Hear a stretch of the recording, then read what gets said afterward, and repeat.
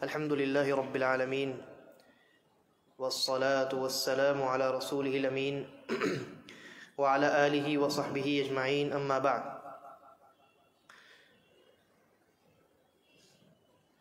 علامہ عبدالعزیز ابن باز رحمہ اللہ کی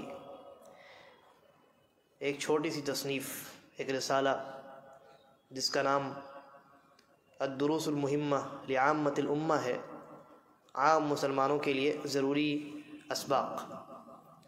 اس کتاب کو پڑھنے پڑھانے کا ہم نے سلسلہ شروع کیا ہے، اور اللہ تبارک و تعالیٰ کے فضل سے اس میں جو سب سے پہلا سبق ہے، اس سبق کو ہم نے اپنے اس سلسلے میں پڑھنا شروع کر دیا ہے۔ اور اس پہلے سبق میں یہ تھا کہ انسان کو، مسلمانوں کو، عام جو مسلمان ہیں انہیں سورۃ الفاتحہ اور سورۃ الناس سے لے کر کے سورہ زلزال تک کی جو صورتیں ہیں ان کی تلاوت، صحیح تلاوت اور ان کا حفظ اور ان کا مختصر معنی و مفہوم عوام کے سامنے پیش کیا جائے اور عوام کو بتایا جائے۔ اس پہلے سبق پر ہم نے عمل کرنا شروع کر دیا الحمدللہ، اور سورۃ الفاتحہ اسی طریقے پر سورۃ الناس، سورۃ الفلق اور سورۃ الاخلاص، ان چار سورتوں کی تفسیر جو ہے وہ پچھلے دروس میں آپ کے سامنے، مختصر تفسیر پچھلے دروس میں آپ کے سامنے گزر چکی ہے۔ آج کے درس میں انشاءاللہ سورہ لہب جو ہے، تبت یدا ابی لہب وتب، اس سورہ کی تفسیر اور اس سورہ کے معنی اور مفہوم پر ہماری گفتگو ہوگی، اور اگر وقت نے اجازت دیا تو انشاءاللہ اس کے بعد والی جو سورہ ہے سورۃ النصر، اس پر بھی ہماری گفتگو ہوگی۔ سورہ لہب جو ہے یہ سورہ مکی سورہ ہے، اور میں نے اس سے پہلے آپ کو بتایا ہے کہ وہ سورتیں جو ہجرت مدینہ سے پہلے نازل ہوئی ہیں وہ مکی صورتیں، اب چاہے وہ مکے میں نازل ہوں یا مکے سے باہر نازل ہوں، اور جو صورتیں ہجرت مدینہ کے بعد نازل ہوئی ہیں وہ مدنی صورتیں، اب چاہے وہ مدینے میں نازل ہوں یا مکے میں نازل ہوں۔ تو سورہ لہب جو ہے یہ مکی سورہ ہے، یعنی یہ کب نازل ہوئی؟ ہجرت مدینہ سے پہلے نازل ہوئی ہے، مکی دور میں یہ سورہ نازل ہوئی ہے۔ اور اس سورہ کے نازل ہونے کا ایک سبب ہے جس کو آپ شان نزول کہتے ہیں یا سبب نزول کہتے ہیں، وہ یہ ہے کہ ابتدائی اسلام میں نبی اکرم صلی اللہ علیہ وسلم کو اعلانیہ طور پر دعوت و تبلیغ کی اجازت نہیں ملی تھی، لیکن پھر اس کے بعد قرآن کی آیت نازل ہوئی وَأَنذِرْ عَشِيرَتَكَ الْأَقْرَبِينَ، کہ نبی صلی اللہ علیہ وسلم فَاصْدَعْ بِمَا تُؤْمَرْ وَأَعْرِضْ عَنِ الْمُشْرِكِينَ، کہ آپ جو ہے اعلانیہ طور پہ اب اپنے قریبی رشتہ داروں کو دعوت دینا شروع کر دیجئے اور کسی کی پرواہ مت کیجئے۔ تو نبی اکرم صلی اللہ علیہ وسلم نے ایک پہاڑی پر چڑھ کر کے اپنے تمام خاندان والوں کو آواز دی، آواز دے دے کر کے آپ نے جو قریش کے جو خاندان مکے میں بستے تھے ان کو آواز دے کر کے جمع کیا۔ اور یہ ایک طریقہ ہوتا تھا اس زمانے میں کہ جب کوئی اہم بات ہوتی، کسی قسم کا کوئی خطرہ ہوتا، تو اسی طریقے پر لوگوں کو جمع کیا جاتا تھا۔ تو نبی اکرم صلی اللہ علیہ وسلم نے جب یہ حکم آ گیا کہ اب آپ کو اعلانیہ طور پر دعوت کی شروعات کر دینی ہے، تو نبی اکرم صلی اللہ علیہ وسلم پہاڑ پر چڑھ گئے اور وہاں مکے میں آپ نے تمام خاندان والوں کو جمع کر لیا۔ اس کے بعد جمع کرنے کے بعد آپ نے توحید کی دعوت ان کے سامنے پیش کی اور کہا کہ دیکھو لا الہ الا اللہ کہہ لو، یعنی اس کا اقرار کر لو تو کامیاب ہو جاؤ۔ اس جملے کے کہنے سے پہلے نبی اکرم صلی اللہ علیہ وسلم نے اپنی صداقت کی گواہی خود ان کے زبان سے نکلوائی اور پوچھا کہ یہ بتاؤ، اگر میں یہ کہوں کہ اس پہاڑ کے پیچھے ایک لشکر ہے، ایک فوج ہے جو تمہارے اوپر حملہ کرنا چاہتی ہے، تو میری بات کا یقین کرو گے؟ سب نے کہا کہ یقین کریں گے، کیوں نہیں یقین کریں گے، ہم نے کبھی آپ کو جھوٹ بولتے ہوئے سنا ہی نہیں ہے، آپ ہمیشہ سچ بولتے ہیں، آپ صادق و امین ہیں۔ تو جب انہوں نے اقرار کر لیا تب نبی اکرم صلی اللہ علیہ وسلم نے اللہ کے عذاب سے انہیں ڈرایا اور کہا کہ قولوا لا الہ الا اللہ تفلحوا، اگر اللہ کے عذاب سے بچنا ہے تو لا الہ الا اللہ کہو تبھی کامیاب ہوگی، یعنی اس کا اقرار کرو، صرف زبان سے کہنا نہیں۔ اور مشرکین بھی سمجھ رہے تھے کہ یہاں زبان سے کہنا صرف مراد نہیں ہے بلکہ اقرار مراد ہے۔ تو جب نبی اکرم صلی اللہ علیہ وسلم نے دعوت توحید ان کے سامنے پیش کی تو کیا ہوا یہ کہ نبی اکرم صلی اللہ علیہ وسلم کا اپنا سگا چچا جو ابو لہب کے نام سے مشہور اور معروف ہے، آپ کے کل کتنے چچا ہیں؟ 9 چچا ہیں، آپ کے والد کو ملا کر کے آپ کے والد 10 بھائی۔ تو ان میں چند چچاؤں نے اسلام قبول کیا، جیسا کہ حضرت حمزہ ہے، حضرت عباس ہیں، اور چند چچاؤں نے اسلام قبول نہیں کیا، جیسے ابو طالب ہے اور ابو لہب ہے اور ابو جہل ہے۔ لیکن ان 9 چچا میں یہ 5 مشہور ہوئے، یا تو اسلام لانے کی وجہ سے، یا اسلام دشمنی کی وجہ سے، یا نبی اکرم صلی اللہ علیہ وسلم کو سپورٹ کرنے کی وجہ سے۔ ابو طالب سپورٹ کرنے کی وجہ سے معروف ہیں، ابو جہل اور ابو لہب جو ہیں یہ دشمنی میں معروف ہیں، اور حمزہ اور ابن عباس رضی اللہ عنہما یہ دونوں جو ہے اسلام میں سبقت کرنے، اور حضرت حمزہ تو یعنی شہادت بھی انہوں نے نوش فرمائی، جام شہادت نوش فرمائی، شہید ہو گئے اللہ کے راستے میں۔ تو نبی اکرم صلی اللہ علیہ وسلم نے جب یہ دعوت پیش کی تو ان کے اپنے سگے چچا یہ ابو لہب یہ باہر آیا، اور اس نے نبی اکرم صلی اللہ علیہ وسلم کو مخاطب کیا اور بڑا برا جملہ استعمال کیا، کہا تبا لک الہذا جمعتنا، کہ محمد تم برباد ہو جاؤ، ہلاک ہو جاؤ، نعوذ باللہ، اسی لیے جمع کیا تھا تم نے ہمیں اس لیے جمع کیا تھا کہ اللہ کی توحید تم بیان کرو، یعنی ہمارے جتنے معبود ہیں اور ہمارے باپ داداؤں نے جتنے معبودوں کی عبادت کی ہے وہ سب کے سب باطل ہیں، اس لیے ہمیں جمع کیا تھا۔ کہا تبا لک، تبا لک یعنی تم برباد ہو جاؤ، ہلاک ہو جاؤ۔ تو ابو لہب نے سامنے سے آ کر کے نبی اکرم صلی اللہ علیہ وسلم کی شان میں یہ گستاخی کی، اسی کے جواب میں اللہ تبارک و تعالیٰ نے سورہ لہب کو نازل کیا۔ تو اللہ تبارک و تعالیٰ نے بھی وہی جملہ استعمال کیا۔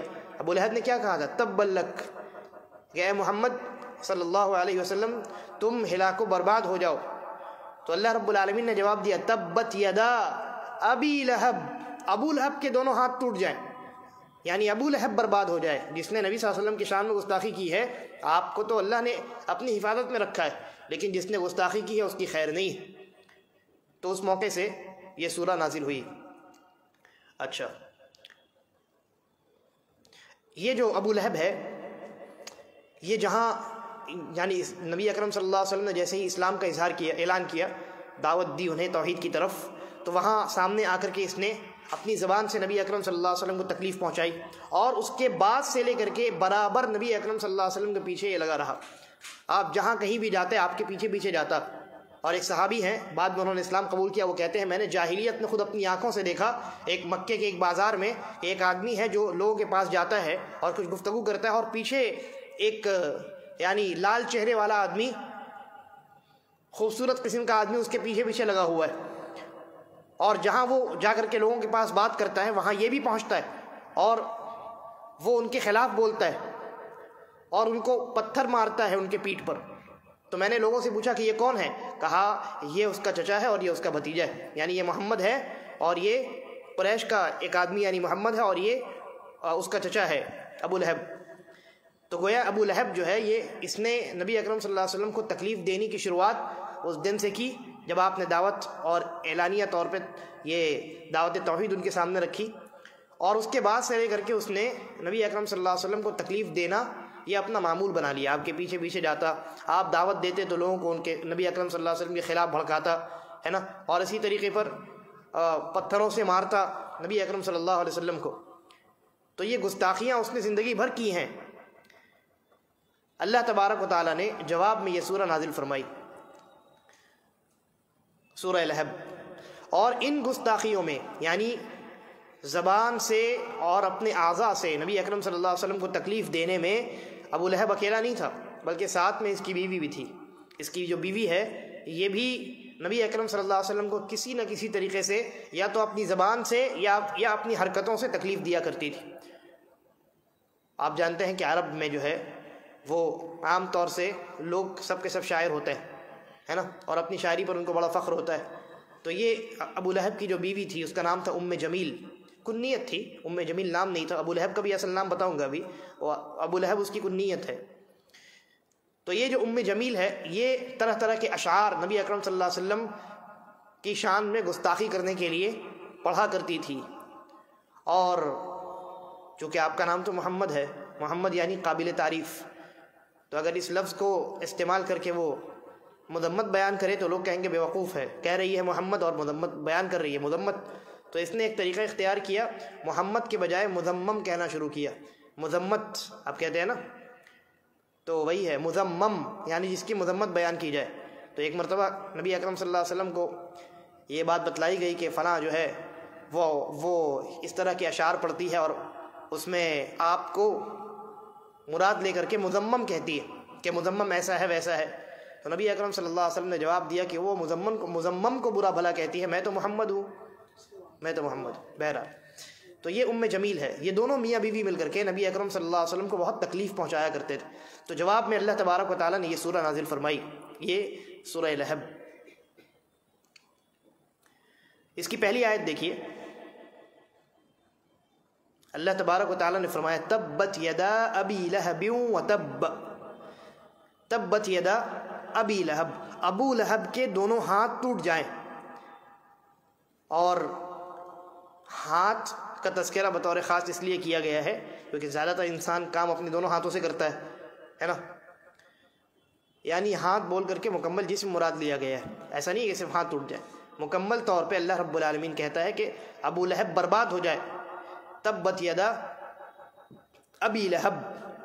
اس کے بعد کہا وتب، ایک ہی آیت کے دو حصے ہیں، تبت یدا ابی لہب وتب. یہ دوسرا جو حصہ ہے وتب، اس کا معنی ہے اور ابو لہب برباد ہو گیا. غور کریے گا، اللہ نے کہا تبت یدا ابی لہب، ابو لہب کے دونوں ہاتھ ٹوٹ جائیں یعنی ابو لہب ہلاکو برباد ہو جائے. وتب، اور ابو لہب ہلاکو برباد ہو گیا. یہ سورہ اس کی زندگی میں نازل ہوئی ہے. کہاں وہ ہلاکو برباد تو نہیں ہوا تھا اس وقت، پھر یہ کیوں کہا گیا کہ وہ ہلاکو برباد ہو گیا؟ کیوں کہا گیا؟ عربی زبان میں اور ہماری زبان میں بھی یہ طریقہ استعمال کیا جاتا ہے جب کسی ایسی بات کو بیان کرنا ہو جس میں کوئی بھی شک نہیں ہے، ذرہ برابر بھی شک نہیں ہو، تو ایسی بات کو ہم اپنی زبان میں بھی اور خاص کر کے عربی زبان میں یہ طریقہ ہے کہ اس کو ماضی کے صیغہ کے ساتھ ذکر کرتے ہیں. ماضی کے صیغے کے ساتھ اس کو ذکر کرتے ہیں، یعنی اس کو جو ہے وہ پاسٹ ٹینس میں ذکر کرتے ہیں، پریزنٹ یا فیوچر میں ذکر نہیں کرتے، کیونکہ جو پاسٹ ہے وہ تو ہو چکا نا، اس میں تو کوئی شک نہیں ہے. کوئی چیز جو ہو چکی ہوتی ہے، جو پاسٹ بن چکا ہوتا ہے، اس میں کسی کو کوئی شک ہوتا ہے نہیں، کیونکہ دنیا والوں نے دیکھا اس کو ہوتے ہوئے، ہے نا.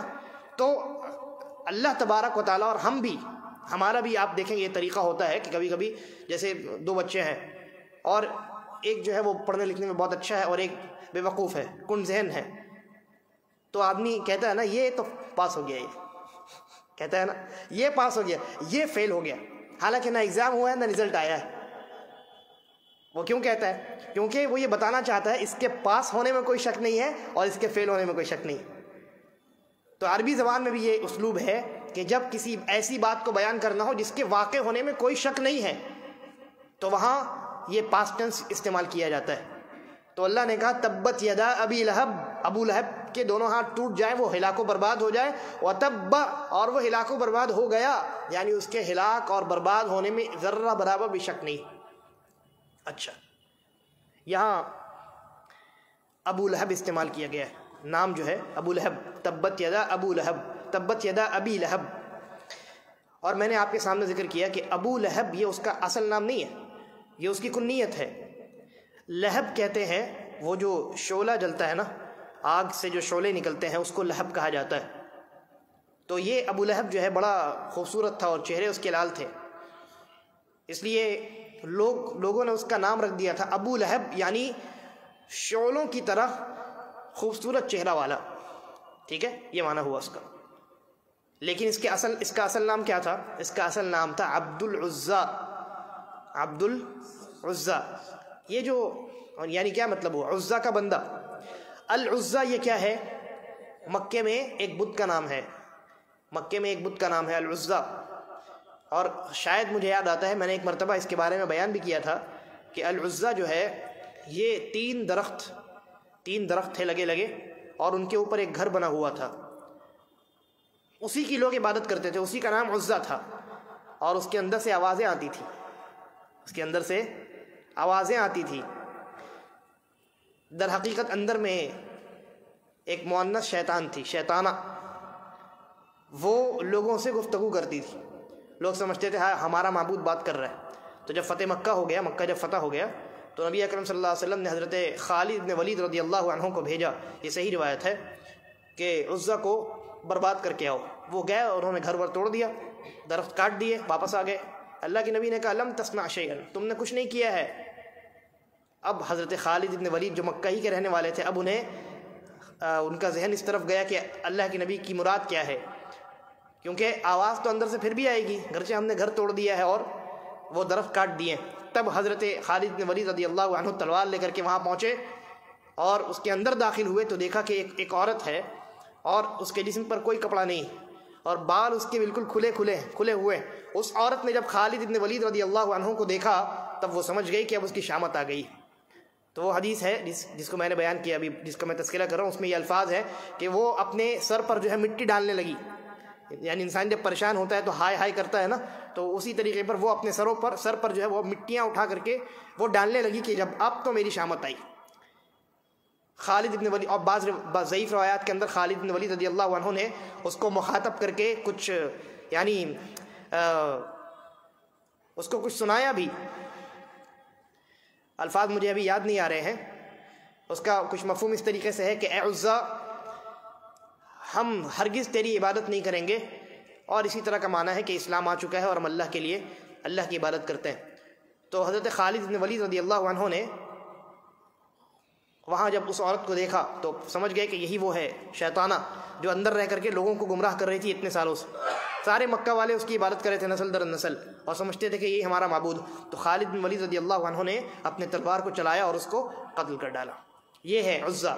تو اسی کی جانب نسبت کر کے ابو لہب کا اصل نام کیا تھا؟ عبد العزیٰ، عزیٰ کا بندہ. اچھا، قرآن مجید میں اللہ تبارک و تعالی نے اصل نام کیوں ذکر نہیں کیا؟ ابو لہب اس کی کنیت کا تذکرہ ہے، نام کا تذکرہ تو نہیں. مفسرین نے حکمت یہ بیان فرمائی ہے کہ یہاں معلوم یہ ہوتا ہے، اللہ رب العالمین کی حکمت یہ معلوم ہوتی ہے کہ عبد العزیٰ جو ہے یہ تو ایک شرکیہ نام ہے اور قرآن مجید میں شرک کہاں سے آ سکتا ہے؟ تو اللہ تبارک و تعالیٰ نے اپنے کلام کو شرک سے محفوظ رکھنے کے لیے اس کی کنیت کا تذکرہ کیا، نام کا تذکرہ نہیں کیا. یہ حکمت بیان کی ہے علماء نے. تو یہ پہلی آیت ہے تبت یدا ابی لہب وتب. اچھا، دوسری آیت ما اغنا عنہ مالہ وما کسب. نہ اس کے مال نے اسے کچھ فائدہ دیا اور نہ ان چیزوں نے جو اس نے کمایا. اس نے کیا کمایا تھا دنیا میں؟ اولاد اور اسٹیٹس. دنیا میں سردار تھا نا وہ قریش کا، تو بہت ہائی اسٹیٹس کا آدمی تھا اور اس کی اولاد بہت ساری اولاد تھی. یعنی مال والا بھی ہے، اولاد والا بھی ہے اور جاہ و منصب، قدر و منزلت، اسٹیٹس، ہائی اسٹیٹس والا بھی ہے سوسائٹی میں. تو اللہ تبارک و تعالیٰ نے کہا ما اغنا عنہ مالہ وما کسب. نہ اس کے مال نے اسے کوئی فائدہ دیا اور نہ ان چیزوں نے جس کو اس نے دنیا میں کمایا تھا، یعنی اس کی اولاد اور اس کا وہ ہائی اسٹیٹس سوسائٹی میں. بلکہ قیامت میں وہ تو ذلیل ہو کر کے جہنم میں داخل ہوگا، وہاں بھی مال، اولاد اور اسٹیٹس کوئی فائدہ نہیں دے سکیں گے. اللہ تبارک و تعالیٰ نے ابو لہب کو دنیا میں بھی بہت ذلیل کیا. اس کی جو موت ہوئی ہے، اگر آپ وہ واقعہ پڑھیں گے تو آپ کو معلوم ہوگا، وہاں نہ اس کا مال اسے فائدہ دے سکا، نہ اس کی اولاد اسے بچا سکی اور نہ اس کا وہ ہائی اسٹیٹس وہاں کچھ کام آیا. اس کی موت کیسے ہوئی؟ جنگ کے بعد. جنگ میں تو نہیں مرا ابو لہب. جنگ کے بعد، جنگ کے 11ویں رات میں ایک پھوڑا اس کو نکلا اس کے جسم میں. اس کو عدسیہ کا پھوڑا کہتے ہیں. وہ ایک ایسا خطرناک قسم کا پھوڑا ہوتا ہے کہ مکے میں اگر کسی کو نکل جاتا تو پوری سوسائٹی والے اس کا بائیکاٹ کر دیتے، الگ تھلگ، نہ اس کے پاس جاتے نہ اس کو ٹچ کرتے، بالکل الگ ہو جاتے۔ تو وہ پھوڑا ابو لہب کو نکلا، اور جب وہ پھوڑا نکلا تو اس کا مال اسے نہیں بچا سکا، کوئی کام نہیں آیا مال، اولاد سب دور ہو گئی، اور اس کا جو ہائی اسٹیٹس، وہ قریش کا سردار تھا، قریش والے پوچھنے تک نہیں آئے، اپنے گھر میں رہا، اس پھوڑے میں وہ تڑپتا رہا، اور آخر میں اس کی موت جو ہے اس کے گھر میں آ گئی، اسی درد میں اور الم میں اور تڑپتے ہوئے اس کی موت واقع ہوئی۔ جب موت واقع ہو گئی تب بھی اللہ نے اس کو ذلیل کیا۔ کیا ہوا؟ 3 دن تک اس کی لاش ویسے ہی سڑتی رہی، بیٹے جو تھے اس کے وہ تک قریب جانے کو تیار نہیں تھے، سوسائٹی والے تو چھوڑ دیجئے، جس سوسائٹی کا وہ سردار بنتا تھا اور جہاں اس نے مال کمایا تھا وہ سب ختم، بیٹے تک سامنے نہیں آئے۔ کسی قریشی آدمی نے جا کر کے ان کے بیٹوں کو تھوڑا سا شرم دلایا کہ تمہارا باپ پڑا ہے مرا ہوا، جا کر کے دیکھو، تب بیٹے گئے، دور سے پانی پھینکا ان کے اوپر، اس کے اوپر ابو لہب کے اوپر، اور وہ کسی چیز سے ڈھکیلتے کہیں اوپری زمین پر لے گئے، وہاں سے دھکا دے دیا اس کو۔ یہ ذلت اسے دنیا میں برداشت کرنی پڑی، کیونکہ دفن کرنے کے لیے ٹچ کرنا پڑے گا نا، بیٹے ٹچ کرنے کے لیے بھی تیار نہیں ہوئے، کسی اسی اونچی جگہ پر لے جا کر کے وہیں سے اس کو دھکا دے دیا۔ تو اس طریقے سے اللہ تبارک و تعالی نے دنیا میں اس کو ذلیل کیا، اور آخرت میں اس کے لیے اللہ نے بڑا خطرناک قسم کا عذاب تیار کر رکھا ہے۔ تو اللہ نے کہا ما اغنى عنہ مالہ وما کسب، نہ اس کے مال نے اسے فائدہ دیا، بچایا، اور نہ ان چیزوں نے جس کو اس نے کمایا تھا۔ سیصلی نارا ذات لہب، عن قریب وہ ایسی آگ میں داخل ہوگا جو بہت شعلوں والی آگ ہے۔ اچھا، ایک اور نقطہ مجھے یاد آیا، اللہ تبارک و تعالیٰ نے اس کی کنیت ایک اور حکمت کے تحت ذکر کی ہے۔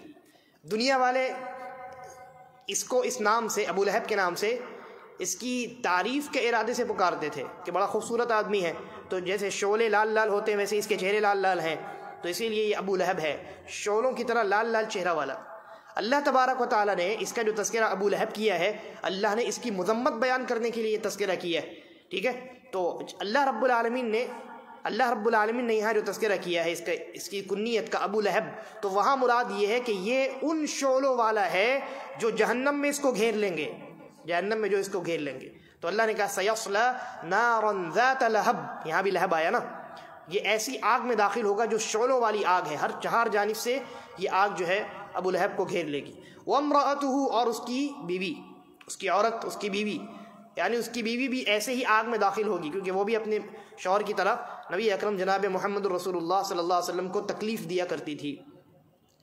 اور کیسے داخل ہوگی؟ کہا حمالۃ الحطب، حطب کہتے ہیں لکڑیوں کے، یعنی گٹھری کو، بہت ساری لکڑی پیٹ پر لادا جاتا ہے نا، تو وہ جو گٹھری ہوتی ہے لکڑیوں کی اس کو حطب کہا جاتا ہے۔ تو اللہ نے کہا حمالۃ الحطب، یہ جہنم میں داخل ہوگی اور اس کے پیٹھ پر لکڑیوں کی طرح بوجھ ہوگا۔ اور اس آیت کی 2 تفسیر علماء نے کی ہے۔ ایک تفسیر تو یہ ہے، جو ظاہری تفسیر ہے، کہ جہنم میں جب یہ داخل ہوگی تو ایک تو جہنم کے عذاب میں داخل ہو رہی ہے، اور دوسرا اس کے پیٹھ پر اللہ تبارک و تعالیٰ بہت بڑا بوجھ ڈال دے گا، وہ اس بوجھ کو برداشت کرتے ہوئے تب جہنم میں داخل ہوگی، یعنی عذاب کو دگنا کر دیا جائے گا۔ اور ایک دوسری تفسیر یہ بیان کی گئی ہے کہ جس طریقے سے دنیا میں وہ اپنے شوہر کی طرح حرکت کیا کرتی تھی، شوہر کی مدد کیا کرتی تھی نبی اکرم صلی اللہ علیہ وسلم کو تکلیف پہنچانے میں، تو قیامت میں جب دونوں میاں بیوی آگ میں جلیں گے تو یہ جو بیوی ہوگی ام جمیل، یہ آگ ڈھو کر کے، یہ لکڑیاں ڈھو کر کے اپنی پیٹھ پر لے کر کے آئے گی اور اپنے شوہر کے اوپر ڈالے گی، جس سے اور آگ بھڑکے گی۔ تو یہ معنی ہے وامرأتہ حمالۃ الحطب، کہ اس کی بیوی بھی اسی جہنم میں، اسی آگ میں جلے گی، اور اس کی پیٹھ پر لکڑیوں کا ایک بہت بڑا گٹھرا ہوگا۔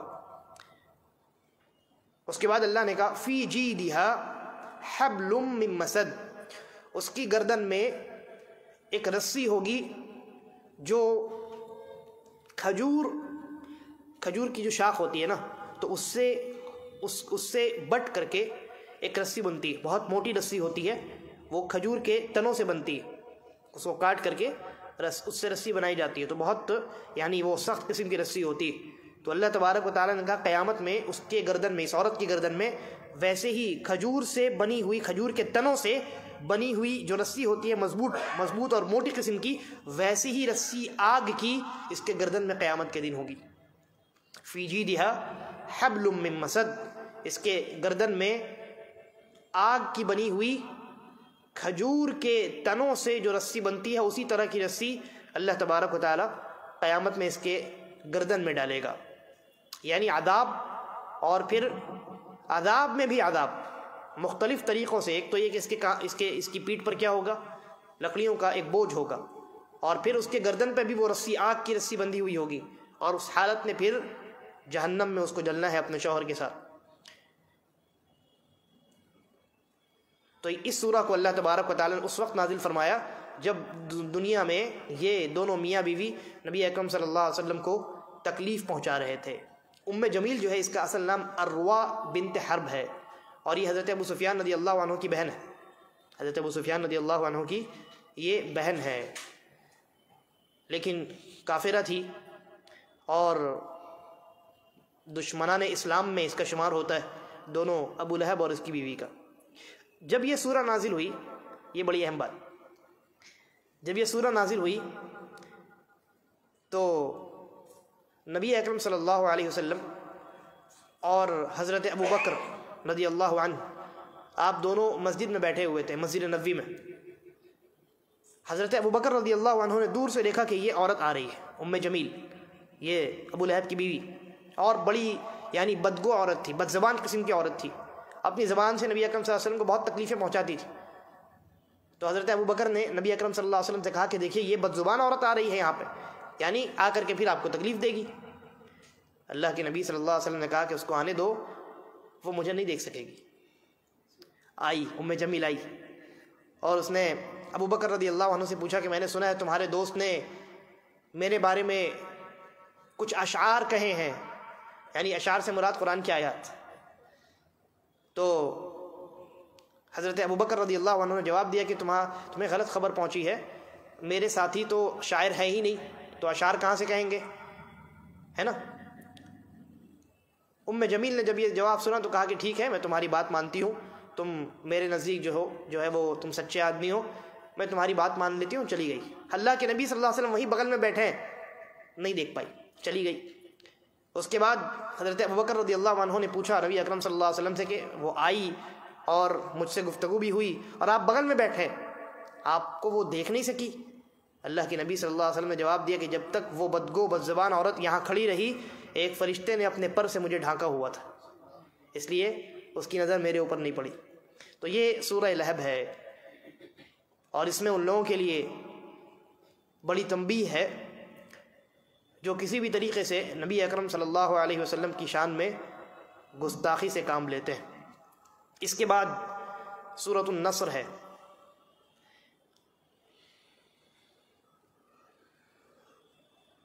سورۃ النصر، یہ جو سورہ ہے سورۃ النصر، یہ مدنی سورہ ہے، یعنی ہجرت مدینہ کے بعد نازل ہوئی ہے، ٹھیک ہے، لیکن پتہ ہے نازل کہاں ہوئی؟ مکے میں نازل ہوئی۔ تو یہ مدنی سورہ ہے، گرچہ مکی کی سرزمین پر یہ سورہ نازل ہوئی ہے، اور یہ حج کے موقع پہ نازل ہوئی تھی، حج کے بالکل آخر ایام میں، لیکن یہ مدنی سورہ ہے کیونکہ ہجرت مدینہ کے بعد یہ سورہ نازل ہوئی۔ اور ایک خصوصیت یہ ہے کہ سورۃ النصر، یہ جو 2 لائن کی سورہ اذا جاء نصر اللہ والفتح، یہ وہ آخری سورہ ہے جو مکمل نبی اکرم صلی اللہ علیہ وسلم پر نازل ہوئی۔ اس کے بعد کوئی کمپلیٹ سورہ اللہ کے نبی صلی اللہ علیہ وسلم پر نازل نہیں ہوئی۔ تو سورتوں میں کمپلیٹ جو سورہ سب سے لاسٹ میں نازل ہوئی ہے وہ کون سی سورہ ہے؟ یہی سورہ اذا جاء نصر اللہ والفتح۔ اور آیات میں جو سب سے آخری آیت نبی اکرم صلی اللہ علیہ وسلم پر نازل ہوئی ہے وہ کون سی آیت ہے؟ الیوم اکملت لکم دینکم، وہ سب سے آخری آیت ہے، یعنی آیتوں میں اور کمپلیٹ سورتوں میں سب سے اخیر میں نازل ہونے والی سورہ یہ سورۃ النصر ہے۔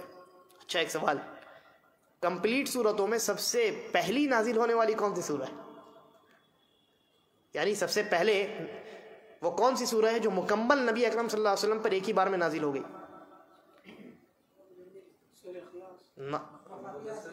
سب سے پہلی، بالکل صحیح جواب، سورۃ الفاتحہ، ماشاء اللہ، بارک اللہ فیک۔ سورۃ الفاتحہ یہ سب سے پہلی نازل ہونے والی مکمل سورہ ہے، اور سورۃ النصر جو ہے یہ سب سے لاسٹ میں نازل ہونے والی مکمل سورہ ہے۔ اس کے بعد آیات نازل ہوئی ہیں، لیکن مکمل کمپلیٹ ایک سورہ جو ہوتی ہے ایک بار میں نازل ہو، یہ آخری یہی سورہ نازل ہوئی، اور یہ بالکل اخیر ایام میں نازل ہوئی۔ اچھا، اللہ تبارک و تعالی نے سورہ میں ارشاد فرمایا اذا جاء نصر اللہ والفتح، جب اللہ کی مدد آ جائے اور فتح مل جائے۔ فتح سے کیا مراد ہے؟ فتح مکہ، جب مکہ فتح ہو جائے۔ اذا جاء نصر اللہ، جب اللہ کی مدد آ جائے اور مکہ فتح ہو جائے۔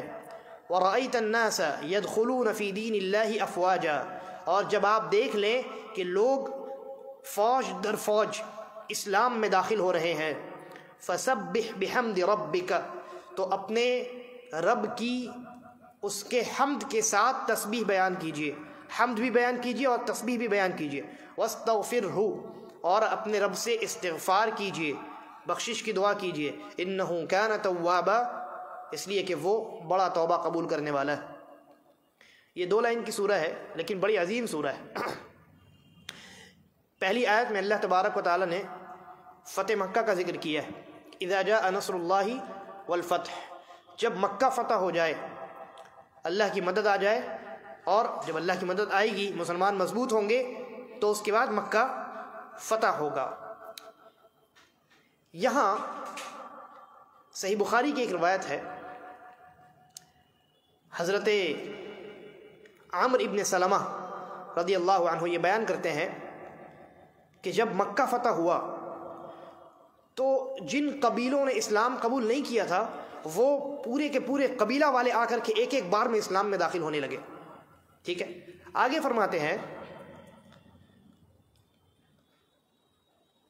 یہ جو قبیلے تھے جنہوں نے فتح مکہ کے موقع پر اسلام قبول کیا، یہ اس سے پہلے انتظار میں تھے۔ وہ فرماتے ہیں وَكَانَتِ الْأَحْيَاءُ تَتَلَوَّمُ بِإِسْلَامِهَا فتح مکہ، وہ انتظار کر رہے تھے کہ مکہ کب فتح ہو، اس لیے کہ یقولون، وہ کہتے تھے دعوہ وقومہ، کہ محمد اور ان کی قوم یعنی قریش، محمد اور ان کی قوم کو چھوڑ دو۔ فَإِن ظَهَرَ عَلَيْهِمْ فَهُوَ نَبِيٌّ، اگر محمد اپنی قوم پر غالب آ گئے تب ہم جان لیں گے، یہ ثابت ہو جائے گا کہ ہاں محمد حقیقی معنی میں سچے نبی ہیں صلی اللہ علیہ وسلم۔ تو حضرت عمرو بن سلمہ کہتے ہیں یہ سارے قبیلے والے انتظار میں تھے۔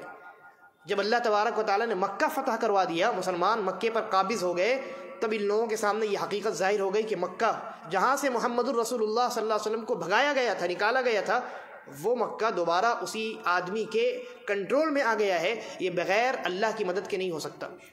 تو اس موقع پر تمام قبیلہ والوں نے آ کر کے اسلام قبول کر لیا۔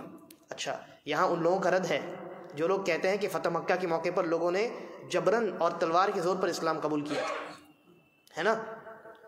یہ انجینئر محمد علی مرزا بدبخت یہی کہتا ہے اس وقت تو تلوار کے زور پہ وہ تو کوئی آپشن نہیں بچا۔ کیسے آپشن نہیں بچا؟ نبی اکرم صلی اللہ علیہ وسلم نے وہاں فتح مکہ کے موقع پر کسی کو بھی مجبور نہیں کیا، اور اس کی دلیل ہے۔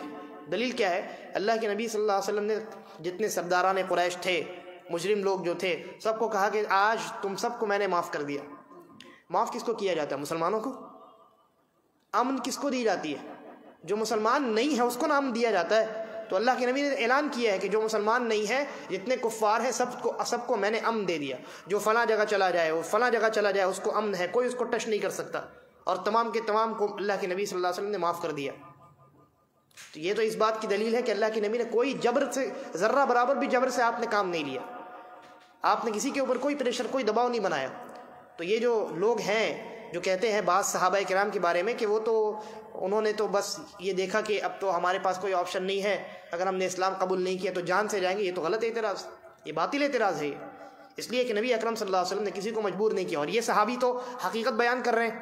یہ کہہ رہے ہیں کہ جن لوگوں نے اسلام قبول کیا اس وقت وہ در حقیقت انتظار میں تھے، جب ان کے سامنے یہ بات واضح ہو گئی کہ یہ نبی برحق ہیں تو ان کے دل میں ایمان بیٹھ گیا، اور تب آ کر کے انہوں نے دل سے ایمان قبول کیا، کسی نے پریشر میں آ کر کے ایمان قبول نہیں کیا۔ صحیح بخاری کی روایت۔ بہرحال اس پر بہت تفصیلی گفتگو ہو سکتی ہے، لیکن اختصار کے ساتھ اللہ نے کہا اذا جاء نصر اللہ والفتح، جب اللہ کی مدد اور فتح مکہ ہو جائے، جب اللہ کی مدد آ جائے اور مکہ فتح ہو جائے، وَرَأَيْتَ النَّاسَ يَدْخُلُونَ فِي دِينِ اللَّهِ أَفْوَاجًا، اور آپ لوگوں کو دیکھنے لگے کہ لوگ فوج در فوج آ کر کے اسلام میں داخل ہونے لگے۔ تو یہ بالکل فتح مکہ کے بعد والے سال میں ہوا، فتح مکہ سے یہ چیز شروع ہوئی، اور جو نواں سال تھا نبی اکرم صلی اللہ علیہ وسلم کی ہجرت کا، اس سال کا تو نام ہی رکھ دیا گیا عام الوفود، عام الوفود۔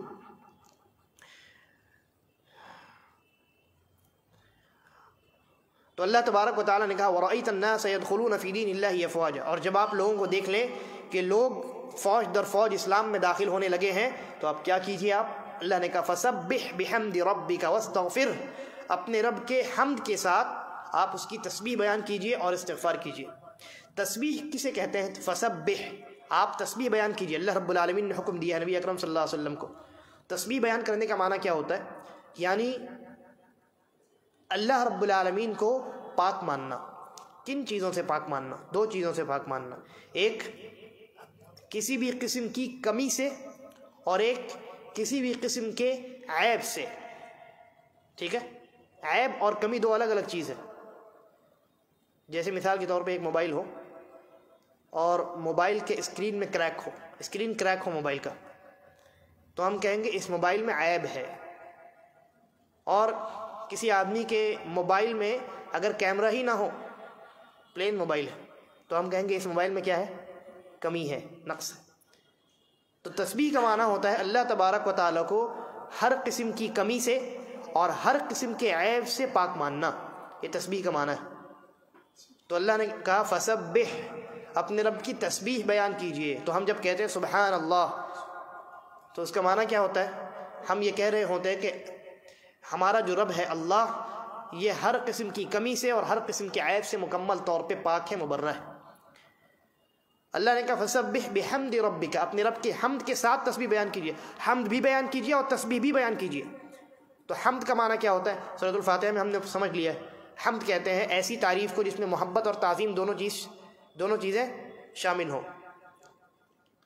اور کسی انسان کی آپ تعریف کس لیے کرتے ہیں؟ عام طور سے تعریفیں دو وجوہات کی بنیاد پر کی جاتی ہیں۔ ایک تو یہ کہ کسی آدمی کے اندر کوئی کوالٹی ہو، تو اس کوالٹی کی وجہ سے اس کی تعریف کی جاتی ہے۔ جیسے کوئی آدمی خوبصورت ہے، کبھی آپ نے اس سے نہ بات کی ہے نہ اس سے آپ ملے ہیں، صرف آپ نے اس کو دیکھا ہے، تو اس کی خوبصورتی کی وجہ سے آپ اس کی تعریف کرتے ہیں، تو اس کے اندر خوبصورتی والی صفت ہے۔ یا آپ کسی کی تعریف اس لیے کرتے ہیں کیونکہ وہ آپ کی کیئر بہت زیادہ کرتا ہے، آپ کی دیکھ بھال کرتا ہے، آپ کا خیال رکھتا ہے، آپ کو عزت دیتا ہے نا۔ ان دو وجوہات کی بنیاد پر لوگوں کی تعریف کی جاتی۔ اللہ تبارک و تعالی ان دونوں وجوہات کی بنیاد پر قابل تعریف ہے۔ یعنی اللہ تبارک و تعالیٰ کے اندر جو صفات ہیں وہ انتہائی اعلیٰ قسم کی ہیں اور بہت خوبصورت صفات ہیں، چنانچہ اس بنیاد پر بھی اللہ تبارک و تعالیٰ قابل تعریف ہے۔ اور اس بنیاد پر بھی اللہ تبارک و تعالیٰ قابل تعریف ہے کہ اللہ تبارک و تعالیٰ ہمارا رب ہے، ہمارا خیال رکھنے والا ہے، ہم سے محبت کرنے والا ہے، ہمیں روزی دینے والا ہے، یہ سانس آتی اور جاتی ہے یہ اللہ کی مرضی سے ہے۔ تو اس بنیاد پر بھی اللہ تبارک و تعالیٰ قابل تعریف ہے۔ تو اللہ رب العالمین نے کہا فسبح بحمد ربک، اب آپ اپنے رب کے حمد کے ساتھ اس کی تسبیح بیان کیجئے، سبحان اللہ، الحمدللہ پڑھیے، واستغفر، اور استغفار بھی کیجئے، استغفار بھی کیجئے۔ استغفار یعنی گناہوں کو بخشنے کی دعا کرنا اللہ تبارک و تعالیٰ سے۔ اب یہاں ایک سوال ہے کہ نبی اکرم صلی اللہ علیہ وسلم نبی ہیں، رسول ہیں، اور نبی اور رسول معصوم ہوتے ہیں، یعنی ان سے کوئی گناہ نہیں ہو سکتا، کوئی خطا، کوئی لغزش ان سے ہو ہی نہیں سکتی۔ اور اللہ تبارک و تعالیٰ نے قرآن مجید میں اس کا تذکرہ کر دیا ہے کہ آپ کے اگلے پچھلے سارے گناہ معاف۔ تو استغفار کا کیا فائدہ ہے؟ اللہ تبارک و تعالیٰ نے حکم دیا ہے نا کہ آپ تسبیح بیان کیجئے، حمد بیان کیجئے اور استغفار کیجئے۔ گناہ تو نہیں ہے لیکن تب بھی استغفار کرنے کا حکم دیا گیا۔ اس کی ایک حکمت جو علماء نے بیان کی ہے وہ یہ، تاکہ یہ حکمت ہے کہ باقی جو امت ہیں، امتی جتنے باقی ہیں نبی اکرم صلی اللہ علیہ وسلم کے علاوہ، وہ استغفار کے معاملے کو سیریس لیں، کیونکہ جب نبی اکرم صلی اللہ علیہ وسلم جن کے اگلے پچھلے تمام گناہ معاف ہیں، انہیں استغفار کا حکم دیا جا رہا ہے اور دن بھر میں وہ 70 سے 100 مرتبہ استغفار کرتے ہیں، تو باقی امتیوں کا استغفار کے معاملے میں کیا حال ہونا چاہیے؟ ٹھیک ہے، ایک یہ حکمت۔ اور دوسری حکمت یہ ہے، یا دوسرا آپ فائدہ کہہ لیجئے، یہ سوال جو میں نے کیا کہ استغفار کا فائدہ کیا ہے جب گناہ تو ہے نہیں، نبی اکرم صلی اللہ علیہ وسلم کو کیا فائدہ؟ یہ جو حکمت میں نے بتائی اس سے تو امتیوں کا فائدہ ہے کہ وہ اس معاملے کو سیریس لیں گے، لیکن نبی اکرم صلی اللہ علیہ وسلم کو کیا فائدہ ہوگا؟ ایک روایت ہے، میں نے اس سے پہلے مرتبہ بھی بیان کی ہے کئی مرتبہ، سنن ابن ماجہ کی ہے کہ ایک آدمی قیامت کے دن لایا جائے گا، وہ دیکھے گا کہ نیکیوں کا اتنا بڑا پہاڑ ہے، وہ پوچھے گا میرے رب یہ بڑا نیکی کا پہاڑ کہاں سے آ گیا؟ میں نے تو دنیا میں اتنی نیکیاں کی ہی نہیں ہیں۔ تو اللہ تبارک و تعالیٰ کیا جواب دے گا؟ یہ تمہارے بیٹے کے استغفار کی وجہ سے ہے جو اس نے تمہارے حق میں کیا ہے۔ کیا مطلب ہوا؟ یعنی بیٹے نے استغفار کیا اور کرتا رہا، تمہارے گناہ معاف ہو گئے، پھر بھی وہ استغفار کرتا رہا، تو اللہ تبارک و تعالیٰ نے تمہاری نیکیوں میں اضافہ کر دیا۔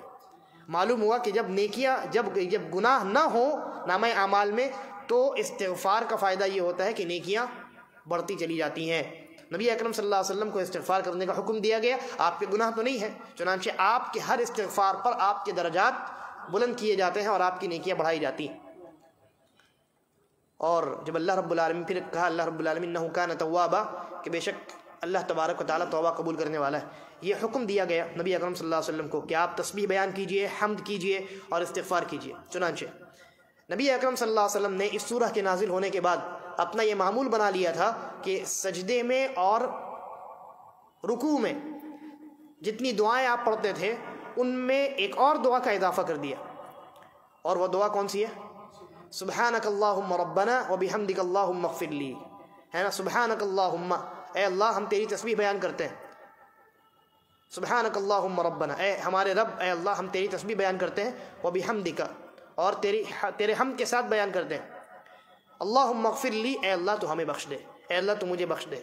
تو اس دعا کا نبی اکرم صلی اللہ علیہ وسلم نے اپنی دعاؤں میں، سجدے اور رکوع کی دعاؤں میں اضافہ کر لیا تھا۔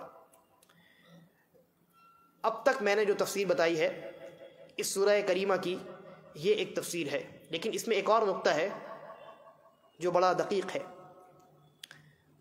حضرت عمر ابن الخطاب رضی اللہ عنہ کو جب وہ خلیفہ تھے تو جب کوئی معاملہ ڈسکس کرنا ہوتا، کوئی اہم بات امت کے تعلق سے کوئی اہم فیصلہ لینا ہوتا، تو وہ کیا کرتے تھے؟ وہ بڑے بڑے بزرگ صحابہ کرام جو ہیں، خاص کر کے جنگ بدر میں شامل ہونے والے جو صحابہ کرام ہیں، ان صحابہ کرام کو جمع کرتے تھے، بدر میں شامل ہونے والے صحابہ کرام کو جمع کرتے تھے اور ان سے مشورہ کرتے تھے۔ لیکن ہمیشہ جب بھی میٹنگ بلاتے بدری صحابہ کرام کی تو حضرت عبداللہ ابن عباس رضی اللہ عنہما کو ساتھ میں لے کر کے جاتے، جبکہ حضرت عبداللہ ابن عباس رضی اللہ عنہما چھوٹے تھے، اور یہ بقیہ بدری صحابہ کرام سب بڑے بڑے صحابہ کرام ہیں، بزرگ ہیں۔ حضرت عبداللہ ابن عباس ہیں، ابن عمر ہیں، یہ سب چھوٹے چھوٹے نوجوان تھے، لیکن حضرت عبداللہ ابن عباس کو لے کر کے جاتے تھے۔ تو بعض لوگوں نے، بعض صحابہ کرام نے اعتراض کیا کہ آپ عبداللہ ابن عباس کو لے کر کے آتے ہیں، انہی کے عمر کے تو ہمارے بیٹے بھی ہیں، ہے نا؟ ان صحابہ کرام کے بھی تو بیٹے ہیں اور وہ بھی صحابی ہیں، یہ بھی صحابی ہیں، تو کیا وجہ ہے آپ عبداللہ ابن عباس کو لے کر کے آتے ہیں اور ہمارے بیٹوں کو اس مجلس میں آنے کی اجازت نہیں ہے؟ تو عمر رضی اللہ عنہ نے ایک مرتبہ حضرت عبداللہ ابن عباس کو وہ ساتھ لے کر کے گئے اور وہاں ان کے سامنے ان کی فضیلت ظاہر کرنے کے لیے اس سورہ کی تلاوت فرمائی۔ کہا جتنے بدری صحابہ کرام نے سب سے پوچھا کہ اس سورہ کی تفسیر بیان فرمائیے، ان تمام نے وہی جو میں نے اب تک تفسیر آپ کے سامنے رکھی ہے، ظاہری تفسیر، وہ تفسیر انہوں نے تمام نے بیان فرما دی۔ حضرت عمر نے پوچھا کیا اس تفسیر کے علاوہ کوئی اور بات بھی اس سورہ کے تعلق سے آپ جانتے ہیں؟ تو انہوں نے کہا کہ نہیں، ہم تو یہی تفسیر جانتے ہیں اس کی۔ حضرت عمر نے عبداللہ ابن عباس رضی اللہ عنہما کو مخاطب کیا، کہا کیا آپ ان لوگوں نے جتنی باتیں بیان فرمائی اس کے علاوہ کوئی نئی بات آپ جانتے ہیں، آپ کے علم میں ہے؟ کہا ہاں، ایک ایسی بات ہے جو کسی نے نہیں بیان فرمائی۔ کہا کیا ہے؟ کہا کہ یہ جو ظاہری تفسیر ہے وہ صحیح ہے، لیکن اس سورہ میں اللہ تبارک و تعالیٰ نے اپنے نبی کو یہ اشارہ بھی دیا تھا کہ اب آپ کا مشن مکمل ہو چکا، اب آپ ذکر و اذکار میں لگ جائیے، اب جب آپ کا مشن مکمل ہو چکا ہے تو آپ کی زندگی کا مقصد مکمل ہو چکا ہے، لہذا اب یہ زندگی آپ کی ختم ہونے والی ہے، اب آپ کی ملاقات آپ کے رب سے ہونے والی ہے۔ اس کے بعد حضرت عمر نے کہا کہ آپ نے جو تفسیر بیان کی ہے یہی تفسیر میرے ذہن میں بھی تھی۔ تب جا کر کے ان صحابہ کرام کے سامنے ان کی فضیلت واضح ہوئی کہ عبداللہ ابن عباس کو حضرت عمر رضی اللہ عنہ ہر مجلس میں کیوں لے کر کے آتے ہیں، کیونکہ گرچہ عمر میں کم ہے لیکن علم اور فضل کے اعتبار سے بہت بڑے ہیں۔ حضرت عبداللہ ابن عباس رضی اللہ عنہما۔ اس سورہ سے ہمیں دو بڑے اہم اسباق ملتے ہیں۔ پہلا سبق یہ ہے کہ انسان کو جب کوئی نعمت حاصل ہو تو اسے تسبیح، تحمید اور استغفار کا اہتمام کرنا چاہیے۔ اسلام کا مکمل ہونا، نبی اکرم صلی اللہ علیہ وسلم کی بعثت کے مقصد کی تکمیل، یہ کتنی بڑی نعمت ہے نبی اکرم صلی اللہ علیہ وسلم کے لیے۔ تو جب یہ نعمت مکمل ہوئی، جب اسلام مکمل ہوا اور لوگ اسلام مضبوط ہوا، مسلمان مضبوط ہوئے، لوگ اسلام میں داخل ہونے لگے، وہ جگہ جہاں سے آپ کو نکالا گیا تھا، جہاں سے آپ کو نکال دیا گیا تھا، باہر کر دیا گیا تھا، جس جگہ کو چھوڑ کر کے آپ واپس چلے گئے تھے، وہ پوری بستی اور پورا شہر جو ہے وہ آپ کے کنٹرول میں آ گیا۔ کتنی بڑی نعمت ہے نا؟ تو اس نعمت کے حصول پر اللہ تبارک و تعالیٰ نے اپنے نبی کو حکم دیا کہ آپ اس نعمت کے حصول پر شکر ادا کیجئے، اور شکر ادا کرنے کا یہ طریقہ ہو کہ آپ تسبیح اور تحمید اور استغفار کا اہتمام کیجئے۔ تو معلوم ہوا کہ انسان کو جب کوئی نعمت ملے تو سبحان اللہ، الحمدللہ کہنا چاہیے، ساتھ ساتھ استغفار کا بھی اہتمام کرنا چاہیے۔ دوسری بات یہ معلوم ہوئی کہ جیسا کہ نبی اکرم صلی اللہ علیہ وسلم نے کیا، جب آپ کو اس بات کا علم ہو گیا، یہ اشارہ مل گیا کہ اب میری زندگی مکمل ہونے والی، تو نبی اکرم صلی اللہ علیہ وسلم نے اپنی نمازوں میں تسبیح، تحمید اور استغفار کا اضافہ کر دیا۔ ہر نماز کے ہر رکوع اور سجدے میں آپ نے یہ دعا، اس ذکر کا آپ نے اہتمام شروع کر دیا۔ تو معلوم ہوا کہ انسان کی، یہ بعض مفسرین نے لکھا ہے کہ انسان کی جب عمر ہو جائے اور اس کو اس بات کا احساس ہو جائے کہ اب میرا وقت میرے رب سے ملاقات کا قریب آ چکا ہے، تو اس کے لیے بھی یہ مستحب ہے کہ وہ کثرت کے ساتھ تسبیح، تحمید اور استغفار کا اہتمام کرے۔ یہ دو صورتیں ہیں، سورہ لہب اور سورۃ النصر، جن کی تفسیر میں نے آج کے درس میں پیش کی ہے۔ اللہ تبارک و تعالی ہم تمام کو قرآن مجید پڑھنے، سمجھنے اور اس پر عمل کرنے کی توفیق عطا فرمائے۔ ھذا واللہ اعلم وصلی اللہ علی نبینا وسلم۔ السلام علیکم ورحمۃ اللہ۔